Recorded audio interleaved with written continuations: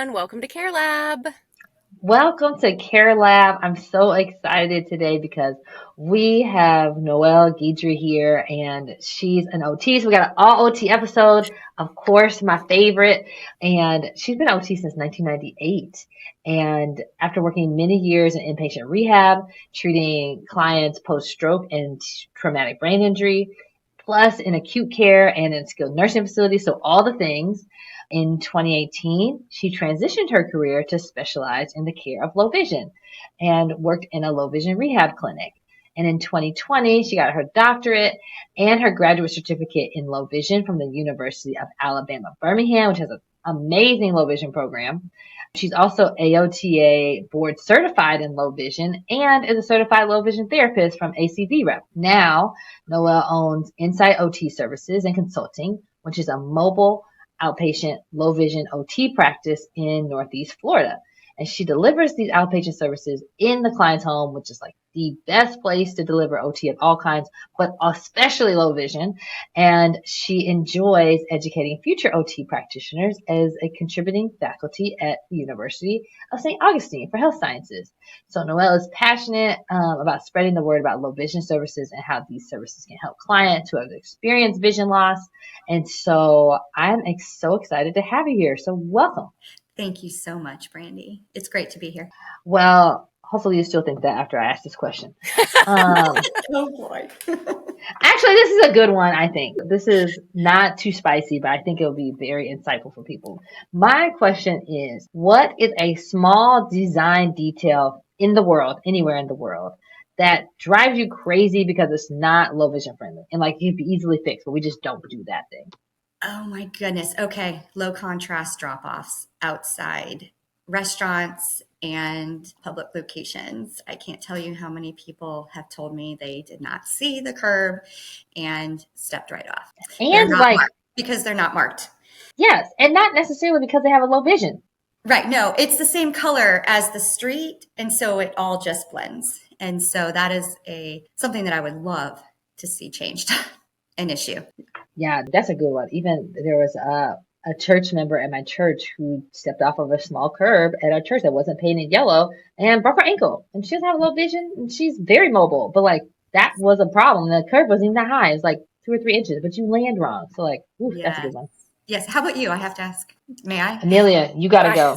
So, Noelle stole mine. That's exactly what I was going to say. That's what you were going to say? Yeah, absolutely. Because, and like the example that you gave, Brandy, about someone stepping off a curb and break their ankle, I couldn't tell you how many people I have treated who have had falls and broken their ankles as a result of stepping off a curb that they didn't see was there. Most of them did not have low vision, but maybe it was nighttime or they just like, it's not drawing your awareness to it, right? Mm-hmm. And broken ankle. Like it is crazy common and absolutely something that we should fix. I'm trying to come up with a secondary one though, since Noelle stole mine. Geez, Noelle. So you were stalling with that whole I was absolutely stalling. I would say I'm going to keep stalling because I actually had one in my brain and then I talked to stall and I forgot. Brandy, you go and then I'll come. Okay, I'll go. So I don't, Noelle, you probably don't know this, but I've talked about this on the show before that my dad has low vision. And so I have seen this for my whole life of like all these different issues. And I know people are going to hate this answer, but I don't think restaurants should have dark lighting. Like It's really challenging when you have low vision and almost all of us have some change in our vision as we get older to see menus, see people walk through spaces because the floor is dark and the lighting is dark, seats are dark. And I know that creates a certain kind of ambiance, but it's a huge challenge. So that's the thing that I would change. Yes, totally agree with that one too. Mood lighting is quite a barrier when you have reduced vision. Mm-hmm.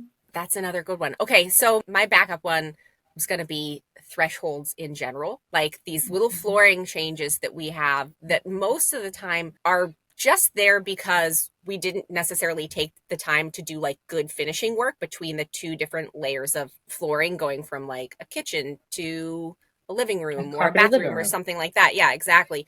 But those threshold changes, if you cannot see them, then they can be really, really hazardous and people trip over that kind of thing all the time for a variety of reasons. But especially like when you add on low vision, to that, they become even more significant tripping hazards. And again, it's something, if we planned in the design for it to eliminate those, it doesn't necessarily cost a whole lot more money, but it makes things so much safer and accessible for people from all walks of life. Yes, totally agree. Oh, those are good ones. So, okay, I think it would be really great, Noelle, if we could start with like, what does it mean to have low vision? What is low vision? What's the definition? It feels squishy. Talk to us about that. Right. So low vision are conditions that cannot be corrected by medications, surgery, contacts, or glasses. So these conditions can potentially damage the eye, whether it be the retina, the optic nerve, the cornea, and they may be related to macular degeneration, diabetic retinopathy, glaucoma, maybe field cuts after a stroke. Perhaps there's a vascular issue to the eye. It could be congenital conditions and many other diagnoses. While the low vision condition may not be corrected with glasses, surgery, medication, or contacts, there are treatments to manage it. And it's very important that people get regular follow-up with their ophthalmologist, because these conditions can certainly be managed. And if there is a situation in which there is damage, sometimes there are treatments to mitigate that damage and to reduce the extent of the damage. So it's very important that there is regular follow-up with ophthalmology. And I always want to ensure that anybody that I see is under the care of ophthalmology. Which, let me ask another question to follow up on that before you jump in, Emilia. How important do you feel like it is that somebody actually see a low vision ophthalmologist, particularly if they have access to one? Oh, well, I think that would be wonderful. Although, gosh, I think they are pretty few and far Few and far between. between. To have the specialization of low vision. Now, the ophthalmologist, oh my goodness, they are amazing. There's doctors of the cornea, there's doctors of the retina, there's doctors of the optic nerve. And before I jumped into this field, I had no idea. And in my training, I went and shadowed ophthalmologists in all these different fields just to see what their diagnostic exams were, what their treatments were, what the clients went through when they met with the doctors. And it was fascinating. And so these doctors are amazing. Now, in my experience, I've worked with low vision optometry. So the Oh, that's interesting. the ophthalmologist referred to low vision optometrist. And from there, the low vision optometrist referred to us, low vision occupational therapists. And so they also are amazing resources. I love working with low vision optometry, and I actually trained under a really amazing one. And they are very aware of the optical devices that can really help somebody, whether that be high-powered readers, maybe bioptic systems, and so on and so forth. There's so many optical devices that can assist clients with low vision. And so I absolutely love working with low vision optometry. There aren't too many of them out there. So that is one of the conundrums of low vision care. There aren't many of us that really have gone into the niche deeply, right? So you do have to seek out those resources in order to gain that help. Would you talk a little bit about the role of occupational therapy in low vision? Because like you said, there are like kind of low vision devices, and obviously being under the care of a really well-qualified ophthalmologist and optometrist are incredibly important. But what do occupational therapists do that is also so important for folks with low vision? Oh, absolutely. Now you're getting me fired up to my passion. OTs, we have such a unique, awesome role when it comes to low vision, because we get to focus in on the daily life.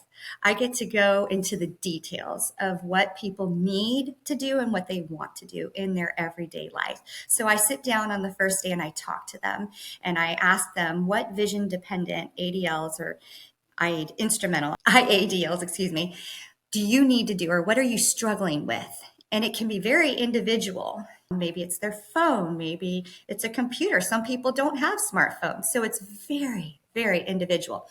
And then I get to go into the details of how to help return function. So a lot of times with low vision conditions, clients want to return to reading. And we help train in the use of devices that can potentially enable somebody to return to reading. There are many devices out there. And we have knowledge of those devices, and we also, the specialists carry those devices on them and allow the clients to trial them. That is a differentiating factor for the specialists versus any practitioner treating clients with low vision. Okay, so we have the equipment, whether that be an array of magnifiers or electronic magnifiers, telescopes, text-to-speech devices, talking devices, and so on and so forth. So we're well aware of what these devices are, and we ascertain what the person already has and see if they can use what they already have, perhaps, and let them explore other devices for reading. Hey there, it's Emilia. Listen, I am so thrilled to have a great resource like Ask Sammy as part of the CareLab team, and here's why. It's a game changer for aging in place because it makes it so simple. All you do is ask. Just type in your question or even tell Sammy what the problem is and get tailored solutions. Everything from innovative adaptive equipment to comprehensive resources. It's a great way to become more empowered, to live more independently, and to live with greater confidence. And my favorite thing about how Ask Sammy works is it's deeply rooted in dignity and practicality. So whether you're a fellow therapist, a care partner, or someone who's seeking solutions for themselves, visit www.asksammy.com. We're going to link it in the show notes so you can find it there. Start making home more accessible today. Now, back to the show. Oh my gosh, that's just the tip of the iceberg, though.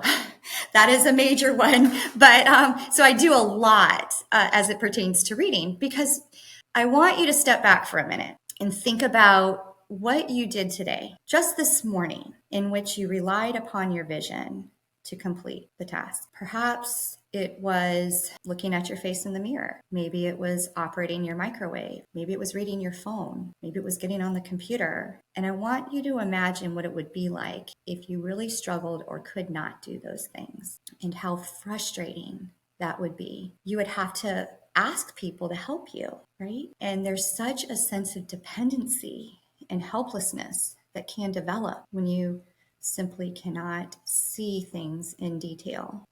And I remember in my training a light bulb moment, and that was the realization that people with the right tools can do amazing things. And I think the whole crux of low vision OT is to help the people get the correct tools and know how to use them in order to return to function. And I've seen so many people return to reading, and if they can't, or if they get tired, then we're going to convert it to what they can listen to, and they re-engage. So there's so much more. I could probably talk a whole hour about what low vision OT does, but I highlighted reading for now. Right. Well, because like you said, it's the job of the occupational therapist to help people with whatever they need or want to do. So it could be reading. It could be being able to take care of your baby. It could be cooking a meal in the kitchen. It could be making sure that you can access your work emails. Like, it could be any of those things, which is, of course, also what makes the job so interesting too, right? Is you never know exactly what it is what kinds of problems you're going to be solving that day. That's right. Absolutely. And the thing I love about OT is that no matter who you're working with, it's always different, even if they have the same diagnosis. But like specifically in low vision, because I spent so many years doing low vision rehab, is that like their activities are different, but also the way they want to solve the problem is different too. So Yes. like if you think about just like paying for something at a store, I remember when I was a kid, my dad would have his wallet. This is back in the day, so it wasn't as many cards. We didn't have much as the technology we had now. So he had cash. He folded the cash in different ways. So he knew what was $1, 10, 20, 50, right? And so we learned a lot about keeping the same thing, and doing things the same way, putting things back in the same order so that they can be found without looking with your eyes. And then that's one way to deal with paying for things in cash. Now, most people would use a card. You don't even have to know how to swipe at the terminal. I remember working with people to like swipe at a terminal. Now you can tap it. You can tap your phone. It just depends on what level of how you want to interact with it. Now you could just like order the stuff online if you didn't even want to engage with the store.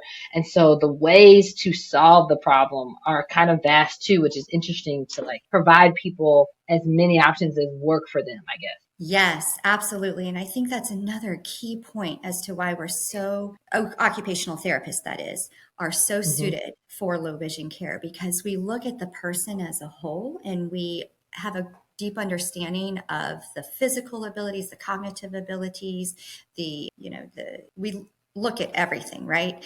And we see what the person's skills are, what their strengths are, where they might be struggling, and we capitalize upon those strengths in order, and their preferences. We're a client-centered profession. So like you were saying, Brandy, I see that all the time. For example, I was working with a woman, and her goal was to return to reading the Bible. And I said, I really think the Kindle's the way to go. And she just, after 10 minutes, handed it back to me. She's like, I'm not going to use this. I'm not.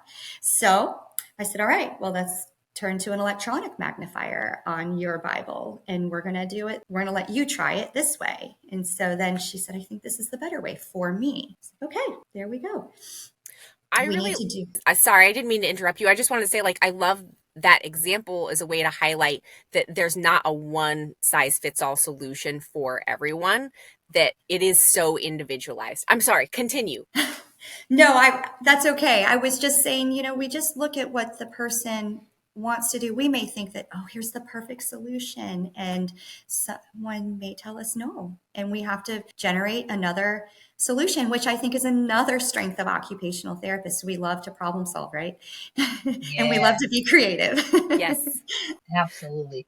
I think like it is so interesting to think about that. No one size fits all. It's probably true all the time. I think the one thing that people are often saying is like, well, if my glasses can't fix it, then this is the end of the road for me, right? Yes. Like my optometrist said that this is as strong as it can be. This is the best correction I can get, and good luck. And so like you just give up on trying to do anything. Those are just things that I can't. Do you have any like connection with or stories of clients that maybe had some similar, like didn't have access to resources, then they get access to you or some other kind of resource, and then that changes their life? Oh my gosh, Brandy, you just tapped on to why I'm in this field. Absolutely. Okay. So when I heard about a position in a low vision rehab clinic, I took the time to discern whether I wanted to dive fully into low vision. And I went to a support group meeting that was held at the Wilmer Eye Institute at Johns Hopkins. I was living in Maryland at the time. And this woman was telling her story about how she had sudden vision loss and she didn't know what she was going to do. She was in nursing school and suddenly she couldn't read. She couldn't do what she needed to do in order to complete school. And that led her to a very dark place. And when she met low vision specialists, it was then that she realized she could use her vision with the proper tools and the proper strategies. And I will never forget driving home that night after that meeting through Baltimore in the dark. And I thought, no one should ever feel that way. Someone should never have that lack of hope if there are resources available. And I thought, oh my gosh, I need to do this. I need to do this. And my whole mission, what really fires me up is just that, spreading the word that there is more that can be done. It may not be changing the eye, but there's so much more function that can be returned in a compensatory manner that can change the quality of someone's life exponentially. And so that's my whole mission, to be very honest with you, to spread the word that there is hope. There are resources. So thank you for asking that question. I think, okay, I have another question to go along with this. It's sort of a pivot, but so we've talked a little bit about like devices and like high-tech solutions. There's also like low-tech solutions too. I'm really curious. Well, I have a couple questions about this, but I'll start here. I'm really curious, how often do you feel like you're using high-tech solutions versus low-tech solutions for people? And like, what's the difference between those things? Like, how does that work? Oh my goodness. Another great question. Okay. So there is a wealth of high-tech solutions today, and it is ever evolving. It's absolutely amazing. And it actually is one of the biggest challenges of my professional life is keeping up with it Mm-hmm. and knowing it and tapping people into these resources, right? It's so plentiful. Our phones and tablets can do so much if you know the proper apps, the proper ways to train. If you understand the visual condition of the person and what they need, you can connect them in amazing ways. And it's mainstream technology, okay? And then, of course, we are now having a boom of artificial intelligence. Holy smokes! I just worked with a woman and artificial intelligence read her thermostat to her. I was like, man, this is fabulous because thermostats are a huge issue. But she was open Such a to that. big problem, the thermostat. I know. I was like, this is crazy. But high tech was suited for her. She was open to it. She wanted to use it. She had resources to those devices that, she wanted to do it. Now, some clients don't want to use the high tech. So when I talk high tech, we're talking about the devices. Maybe their phones, tablets, maybe their electronic magnifiers, their text to speech things, very specific devices for low vision. Now, low tech are more of your more simple interventions. Perhaps maybe it's a liquid level indicator that sits on the edge of a cup and beeps when it fills the liquid so you don't overfill the cup. Maybe it's a large print card, playing card, very simple interventions that can make a world of difference. And oftentimes those do enhance the quality of life exponentially. So again, we're going back to what the person needs, what they want to use, but also, what they're interested in. Does that make sense? Oh, And absolutely. sometimes it's the most simple interventions, even tactile markings on appliances, where I come back and people are like, wow, I never realized how those little dots would make me so much faster and independent. CareLab listeners, it's Brandy, and as the founder of a platform made to make aging in place easier for everyone, I knew it would be incomplete if we did not have education, especially for caregivers. So whether you're a family caregiver or somebody who trains a whole organization, Higher Standards caregiver training videos are for you. I'm so proud that we were able to partner together with Emilia in order to provide these to you because they're easy for everybody. You get great occupational therapist-led training on topics like transfers and how to care for someone as they age, or maybe as things change when you have Parkinson's. So no matter if you're the loved one who doesn't know exactly what to do next because things are getting different, or if you're a professional who trains caregivers that go into the community and you need some quality education, you get both from Higher Standards Caregiver Training. And you need to check them out at higherstandardscaregivertraining.com. Yes. And sometimes they hesitate to let me put them on. I'm like, just try it for a week and let me let me do this for just a week. And if you don't like it, we'll pluck them off. But usually they're like, oh my gosh, I love this because it makes their life easier, right? So I think it's a very good combination, to be honest with you, between the low tech and the high tech. Mm-hmm. And I bounce between the two continually. And maybe even, and correct me if I'm wrong, people who are open to some of the high-tech solutions also are using low-tech solutions too. Oh, absolutely. Yes, absolutely. Because of course, like the high-tech solutions are really wonderful. And not a certified low vision therapist, and I never have been. I know just enough to help someone a little bit and then direct them towards the correct resource. Like that's often my role if I'm seeing someone who presents with a low vision issue. But the high tech stuff is so wonderful because, like you said, it's universally accessible for people, smartphones, tablets. These things are making huge differences, but you can't always apply that to everything. Like you can't apply that high tech solution to making your cup of coffee or a cup of tea or, cooking your breakfast. So having that like integration between the high and low tech has got to be really important for people. Yes, absolutely. It is definitely a combination. And sometimes it is the most simple things that work the absolute best. And I do find in my job too, and this is another highlight for occupational therapists is that we really know how to analyze the task. And we really, in low vision, I try to make things just as simple as possible. And when we're learning this, and it's challenging when it comes to these high-tech devices because there's many steps involved sometimes, and sometimes people aren't as familiar with the technology because simply they didn't grow up with it, right?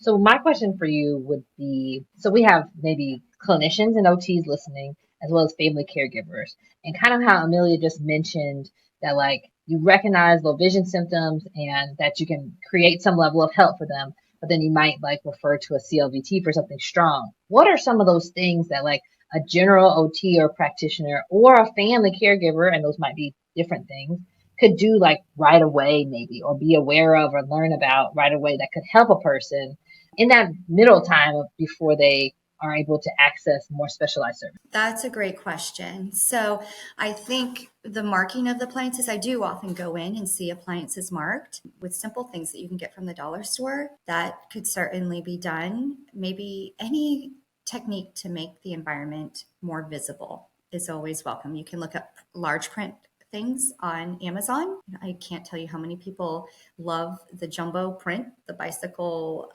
jumbo print playing cards. Oh my goodness, I can see it. And not only see it here, but across the table, which is very cool. Maybe it's large print bingo cards, right? I've even been into facilities and I've stopped off at the front desk. I'm like, do you have large print bingo cards? I think it would really, help some people and they might engage in bingo if you had them. And they're like, yeah, let's think about that. Let's do it. So just simple things. If you think about larger print, okay, bolder, contrast. You want to think about contrast. So if you're trying to see something, you want to think about the background that item is on. So for example, this is the classic example, plating, food plating, okay? If you're eating chicken and mashed potatoes on a white plate, it's going to be much harder to see than chicken and mashed potatoes on a black or navy blue plate. I guarantee it. I show it to people. I wad up a little napkin. I put it on a white background and I say, can you see this very well? And then I put it on a black background. I flip my board and they're like, whoa, I see it. Something as simple as that goes a long way. And also paying attention to lighting. Now, lighting can be a little bit tricky, and that does lead into where the specialists are very helpful because low vision conditions either can crave light or they can be very aversive to light and glare. And so low vision specialists really dive more deeply into the type of light, the intensity of the light, and the placement of the light. So that's another perhaps differentiating factor when you pull in low vision specialists. But does that answer your question? Think about daily life and how to make things more visible. And the other thing I just might like throw in there too is like on your devices that you already have, like you were mentioning, go in and play with the accessibility setting. Like I know there's apps and stuff that can be downloaded, and I think that's what's great for our specialists to like keep up with all the things and get the right thing on. But if you got a phone already and texting is hard, or using the computer and that's hard, use your accessibility settings and help a patient set that up. Help your person change it. And it's really just about trying it. Like, is this better or this better? Okay, we're going to keep that setting. Right. And I do, when I talk to the students, I also encourage them to look at, what size print, what do clients need? When you're working with somebody, see what size print they need and try to tell the team, hey, this client needs at least this size font. And I tend to go a little bit bigger. Now it does depend on a person's contrast sensitivity, whether they will be able to read it in their scotoma patterns, meaning their blind spot patterns. But if we can at least start with seeing, okay, what size font does somebody need? That goes a long way. And when it comes to devices, I know that I was a little nervous, so to speak, to tap into settings before I started this job. Now I'm, all in the vision settings and adjusting it and whatnot, but it's really not that hard. I think a lot of our clients feel a little bit nervous about going into those settings and trying to make, can they get it back the way it was if something changes? And they can. I've had many clients have their caregivers and family members adjust those settings. So sometimes it's just going in and looking at the size of the font, which is often found under the accessibility or display. Okay. Maybe looking at whether the person responds better to the light background or the dark background. Sometimes people love that dark background. It provides a nice pop of contrast for the eyes. And then, of course, there's also settings for contrast in the phones. So those, absolutely, at least start with those. And then also reduce any visual clutter in the background. I mentioned contrasting colors, right? But if for backgrounds, you want to make them plain and simple so that what's in the forefront pops to the eye. So sometimes, well, all the time, if a person will allow me, I will change the wallpaper to something that's very plain and simple so that then the apps and whatnot will pop to the eye.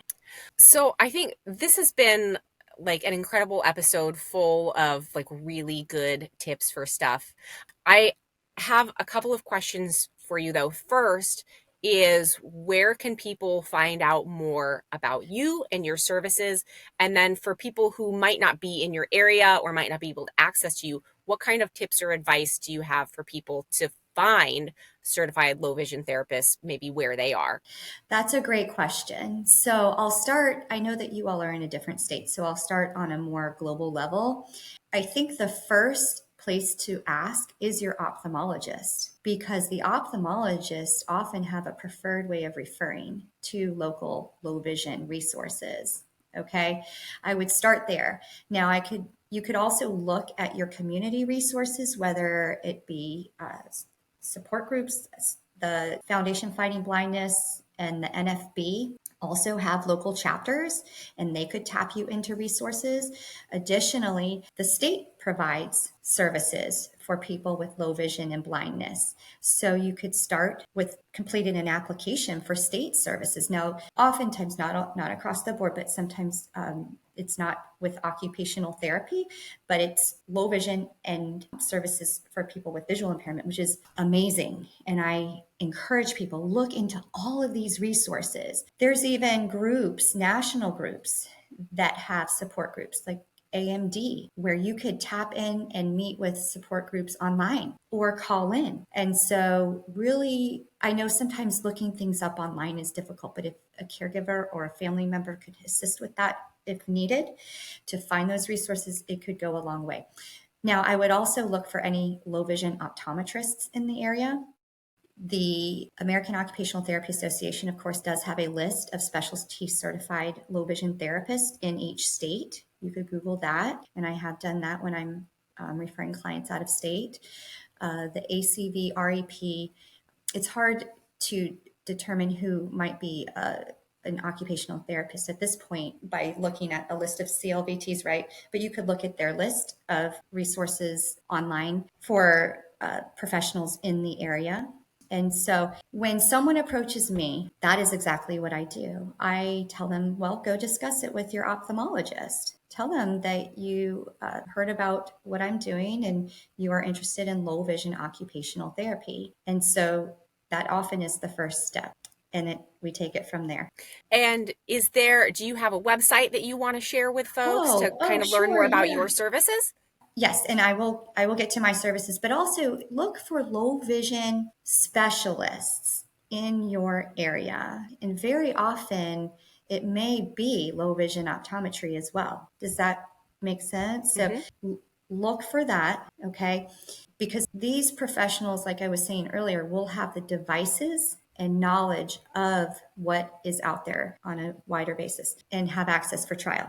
Now, in terms of me, yes, my website is Insight OTJax. That's INSIGHT OTJAX.com. And my information, my contact information is on that website. And anybody is welcome to call my business and call me and speak to me. I'm happy to give that number. It is 904-616-7793.